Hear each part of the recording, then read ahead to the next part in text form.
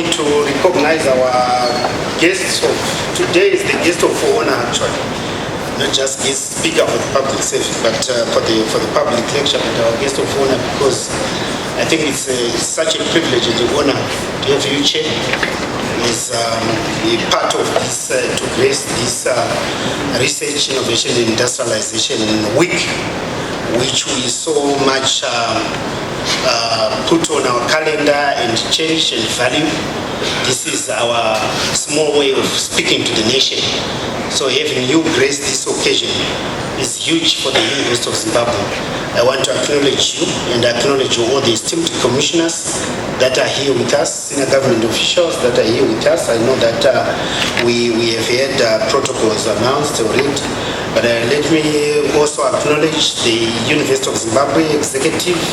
Allow me to acknowledge our esteemed chancellors that are here, who are here with us, the deans of faculties, special guests that are among us, and our esteemed constituents, the students. I want to acknowledge your presence here to be part of this gathering. Chairman say I will try to give this as a welcome that extends to welcoming everybody who will be coming in the week and speak to the theme of the week. So I chose to just speak to the theme. Why did we choose to speak about advancing transdisciplinarity for impact and competitiveness of Zimbabwe's critical value chain? Zimbabwe is on a transformative path already to develop the nation. And when we have people learning, they are comfortable in their silos. But development that doesn't happen in the silos. Development is real. It just happens everywhere. So for that reason, innovations will come from the interfaces of those disciplines. And that's why we need not interdisciplinary, not multidisciplinary, but transdisciplinarity. For the students, we will need to check that we have to continue to build the definitions for some of these things. I will start by speaking to the global trends. What you see is that globally, while we have the talk and the rhetoric about equality, inclusiveness, I think the globe is not going in that direction. This is an academic institution. I want people to challenge me on. I don't think we're going in that direction. But we can go in that direction as a nation and be a building block. Because that's the environment we can control. But the global geopolitics doesn't point to that. Africa is rich in natural resources, culture, biodiversity, human capital. But you know what is common about Africa? That everyone can say is that it's poor. This is a poor continent with the richest endowments. That's the paradox.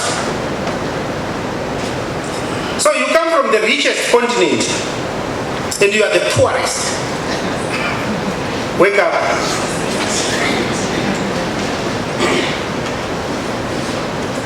So, to me, I say it's arguably, it's linked to the colonial education heritage that keeps us there. And it has been effective in keeping us poor on a rich continent. Education determines whether nations become producers or perpetual consumers.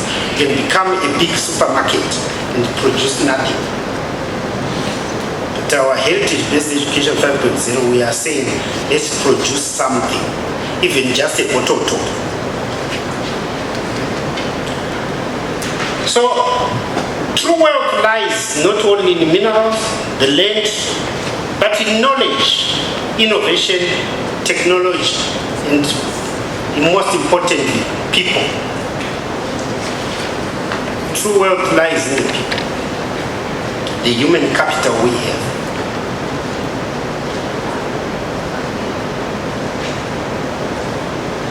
exploration of Africa continues through extraction of raw materials, including humans as raw materials, right?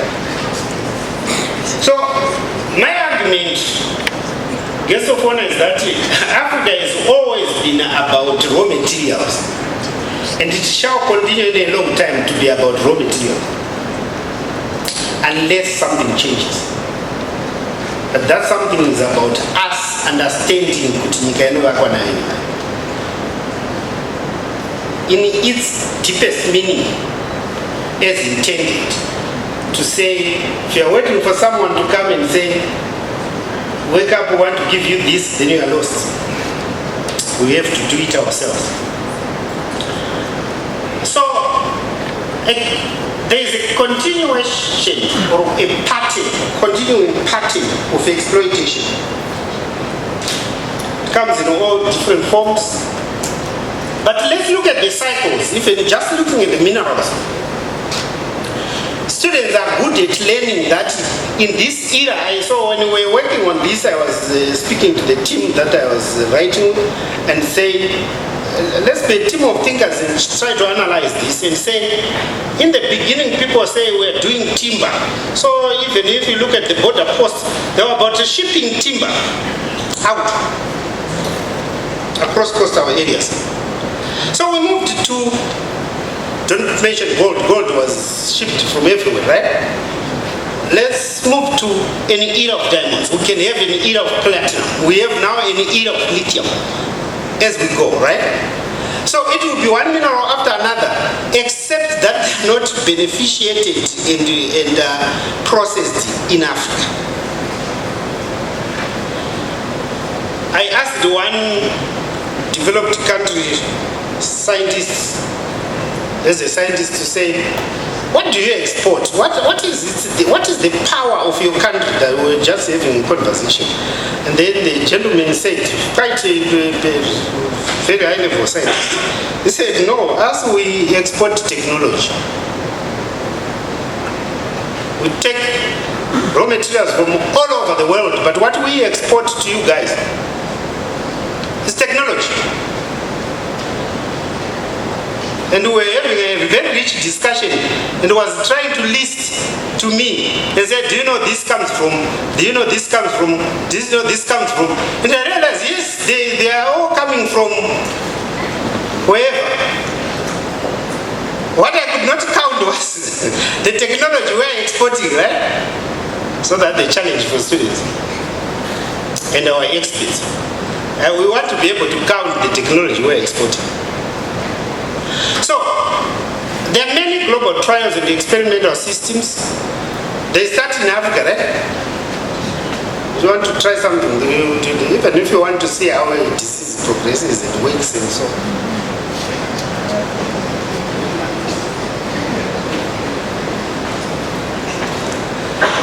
You don't want to stick your necks out and say, you say, VC, keep quiet. Okay. But that's what happens. The weakest point of many African economies remains education. It's the inability to convert resources into industrial value.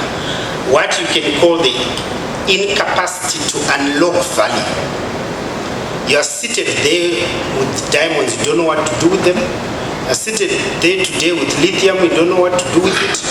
So, what we lack is the intellectual prowess to do things. What we are rich in is arguments, and so on and so on.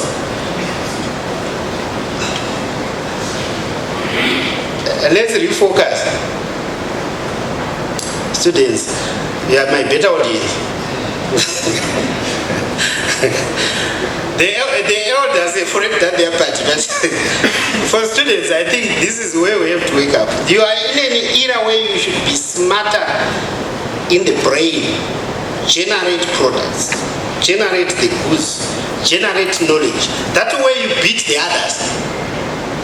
That's an equal platform.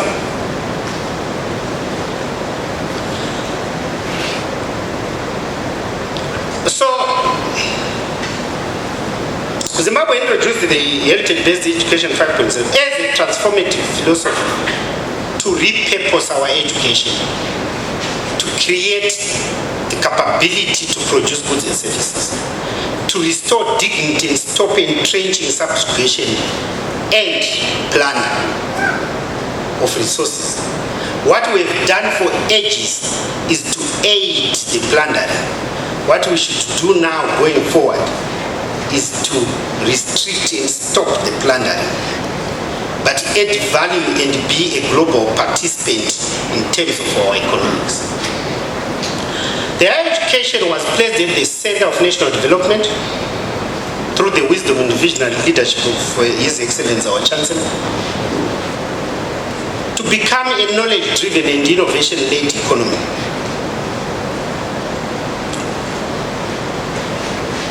This is what the chair and his colleagues have ably done, that we come up with the NDS2 and the strategies for this transformation.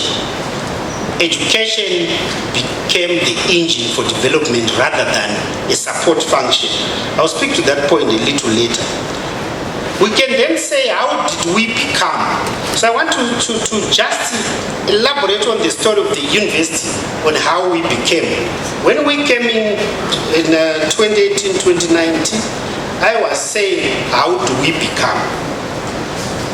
Because the role of the university is to address the how part of the vision, the how part of the policy that government sets.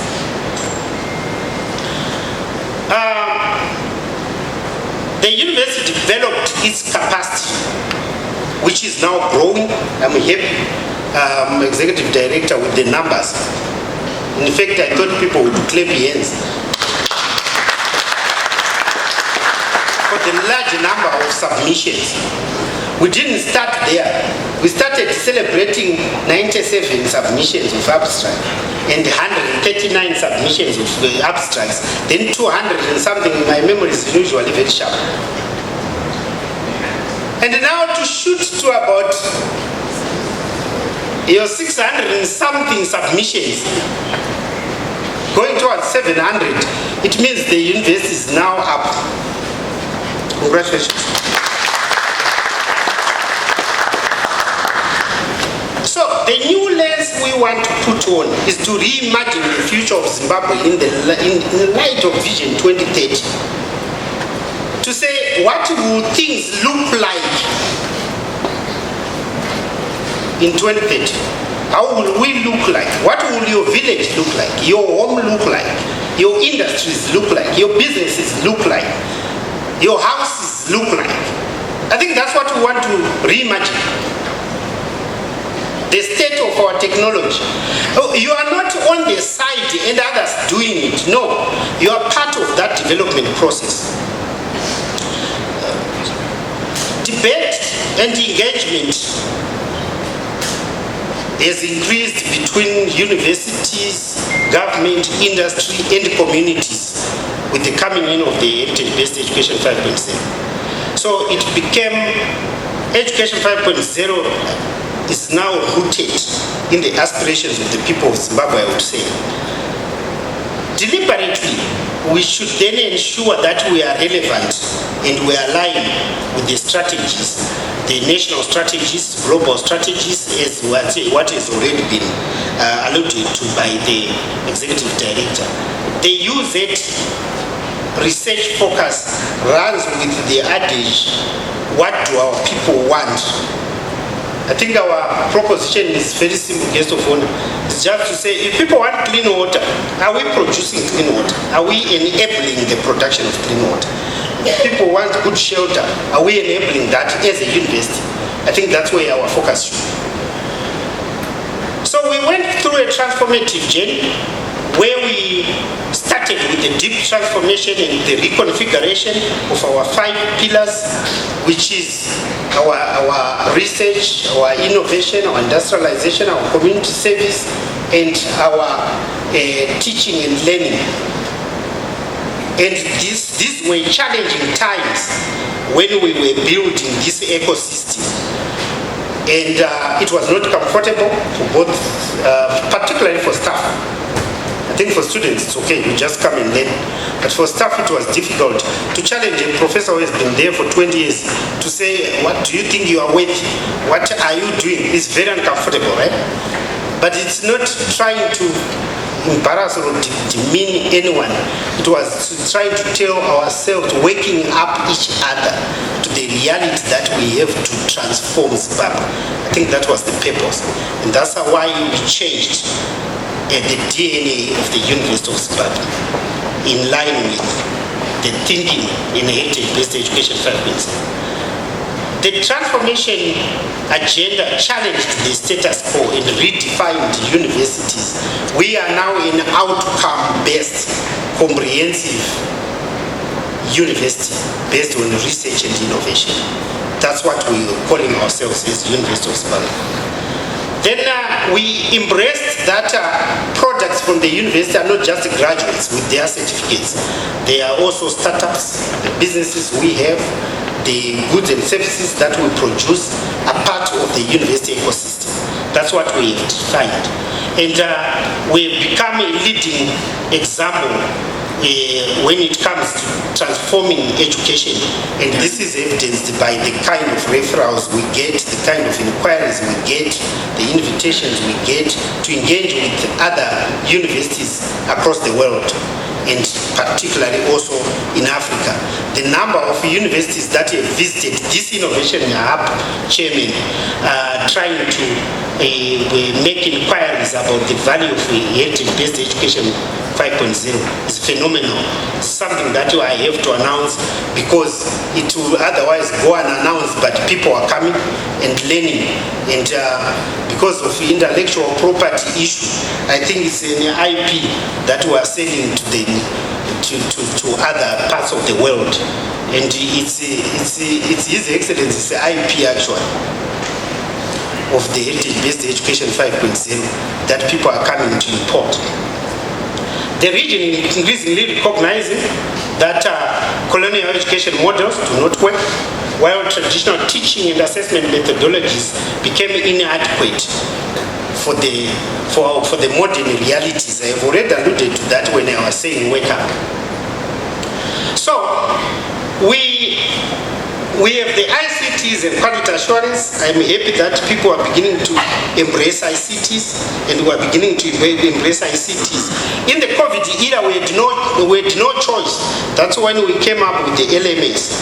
You know, with students of that time, some innovative lecturers started saying, let's form WhatsApp groups so that we can teach. So, and all sorts of ICTs, including those that had difficulties in forming WhatsApp groups. So I think we transitioned into understanding the role of online teaching, quality assurance processes. University became more responsive and adaptive. And something that goes to my heart, that as a nation we need to generate data, we need to generate evidence. That's what we don't have. We do more talking than we have the evidence, than we have facts. That's why people stay more on social media, because nobody questions you. You write what you want and people are made to believe. But in most cases with no evidence whatsoever, with no data whatsoever. So we would want to say, let's have a new regime of students who are data-based, evidence-based, who speak on the basis of evidence. I think that's where we want to go. So, historically, I think if we go by history, Chair, I would want to say the higher education sector should liberate Africa from all that we can talk about in terms of the history, the colonial history, and the neo-colonial era, the imperialist era. I think it is the education that should sit at the center. African universities historically followed Western philosophies. Transformation required the liberation of thinking and academic approaches. a new axis on academic progression emerged as we were transforming around relevance and outcome-based academic business. That's what we seek to have.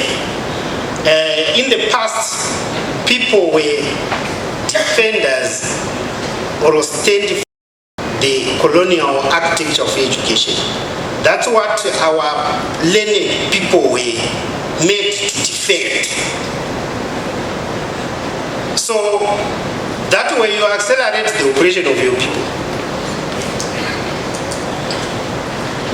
So let's be different type of professors now. Human capital development has become futuristic, skills-based, industry-aligned, and development-oriented. So this is the direction we have taken as a country, and that's where we should focus. African universities in that blue clips there, you will see that they had no philosophy. Chair would challenge the African universities to say they were not running on a particular philosophy. This is why the heritage-based education 5.0 philosophy is huge and historic. They didn't have a philosophy. They just followed what other universities, what you call in popular terms benchmarking. You would follow what Harvard would do. You would follow what Cambridge would do. You would want to be like a particular university. But you never knew exactly why they were the way they are. Because you didn't have a philosophy of your own. But you were very good intellectuals in following those. So what a different type of professor, different type of expert, a different type of a PhD holder who drives a new endogenous philosophy, who know what their nation would do. Chair, if you allow me to say, people would learn to run away. They get educated to run away from the village and from the country. Even their mothers and fathers would age them.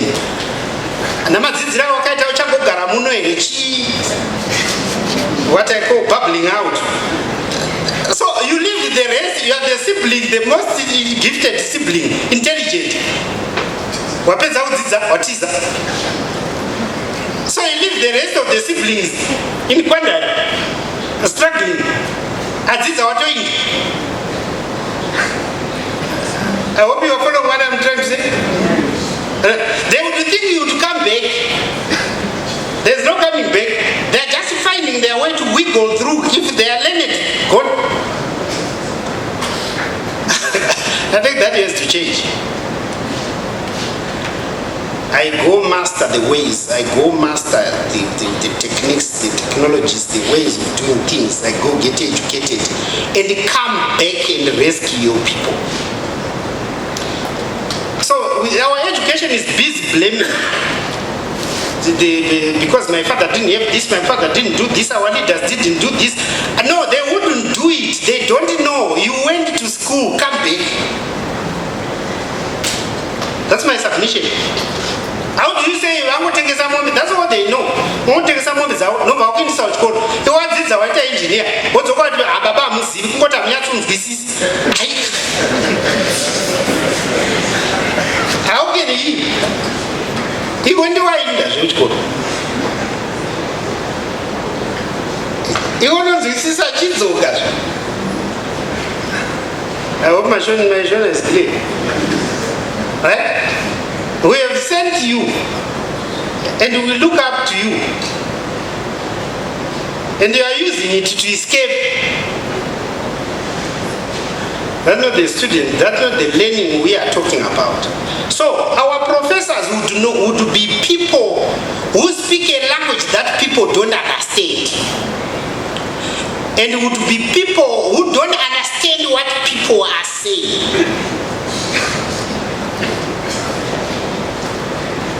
That the professor would have. So you wouldn't dare speak to a professor because you cannot understand what they are saying as a common person. And they cannot understand what you are saying.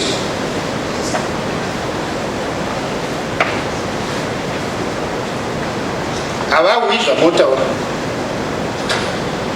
ivo zvavanotaura zvikakura hamuzvinhu. That's a big problem. So that the gap we have to close.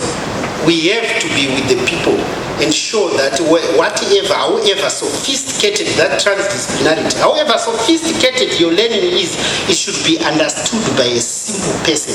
Then it's useful.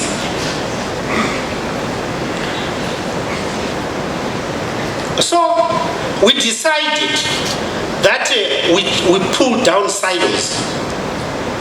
Those are the silos there. But what do you call now silos? From science, it's about the reductionist approach. The reductionist approach to science was done to make a deeper understanding for specific issues. It was never done to separate people or knowledge from its application. So what we are failing to get is the application of that knowledge from the silos. And that's what we want to close. Pull down the silos. Let's have transdisciplinary and then.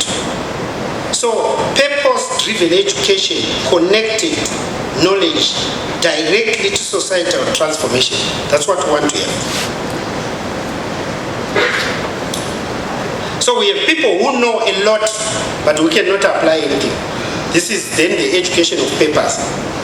That best education 5.0 is trying to. So I want to end by talking to the whole concept of education. I think we should know that education is what remains after all this lost, that in terms of your memory that you went to school for. So there is a misconception that education will follow development. We hear people talk about that.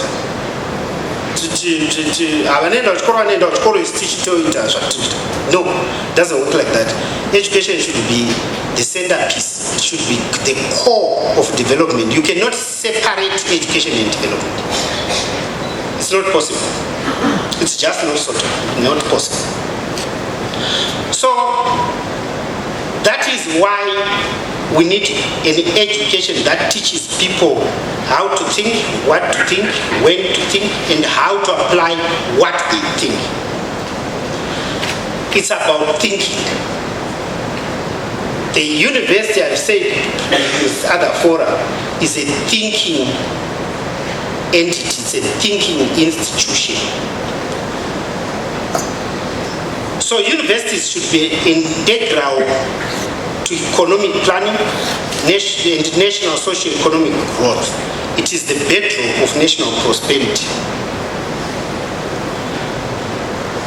We can see what Zimbabwe is made of, and we've attempted in my own way to define our heritage in those terms. We have our minerals, we have our people, our tourism, our culture, our education, our agriculture, and our governance. We had the Munumtapa states before. So governance is not new to us. It's our heritage. It's within our blood to govern, to trade. Didn't come with the. So our target outputs is to have our alignment with the NDS2 or the National Development Trajectory and define our pillars for development. As a university, that's what we should work on. If we are a people of gold, let gold be central to our development. Those that are of oil, they will make oil central. Those that are with diamonds, they will make diamonds central. The rest will wrap around those.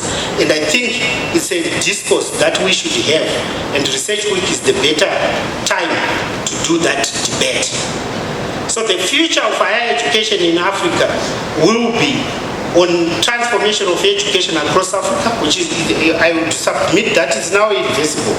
It has to transform. Zimbabwe stands a chance to be at the forefront of redefining higher education for the development of Africa. We stand a good chance given our heritage-based education factors. Universities must become engines of innovation and economic transformation. Education should teach people the how to think, the when to think, how to apply the knowledge. And lastly, the future belongs to nations that align education with industrialization, innovation, and people-centered development, while safeguarding their resources and heritage for their continued existence. I thank you.